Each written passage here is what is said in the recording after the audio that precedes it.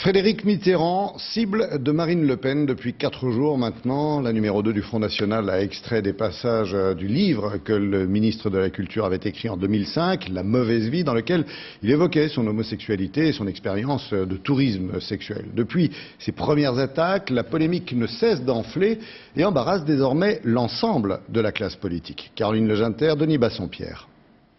Le ministre de la Culture dans la tourmente. Objet du scandale, ce livre, La mauvaise vie.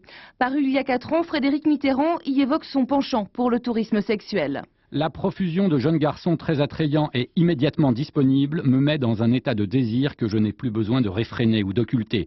L'argent et le sexe, je suis au cœur de mon système, je sais qu'on ne me refusera pas. Une grenade dégoupillée par Marine Le Pen qui a ouvert le feu lundi soir sur le plateau de France 2.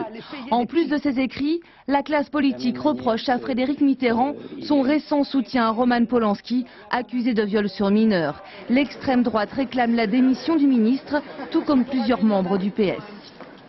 C'est au président de la République de savoir si oui ou non on peut être impliqué dans aujourd'hui la lutte contre les réseaux de prostitution enfantine, contre le tourisme sexuel, c'est le cas de la France, et constater qu'un ministre, dans ce qui est présenté comme une autobiographie sur le site de la FNAC, justifie le commerce sexuel. Frédéric Mitterrand, dernière prise sarkozyste de l'ouverture, brandit son indignation. Je dois dire que là, les bras m'en tombent. Et si le Front National me traîne dans la boue, c'est un honneur. Et si un député de gauche me traîne dans la boue, c'est une honte pour lui. Au sein du gouvernement, même si la ligne officielle reste le soutien au ministre de la Culture, l'embarras est palpable. Que je sache, Frédéric Mitterrand ne fait pas l'objet de poursuites pénales ou de poursuites judiciaires. Donc ce qu'il lui reprochait, c'est de l'ordre du privé, de l'ordre de sa vie personnelle. Je pense qu'il faut qu'il s'exprime très clairement. Et j'aime pas cette espèce d'instrumentalisation politicienne. Bayrou a fait ça avec Cohn-Bendit pendant la campagne européenne.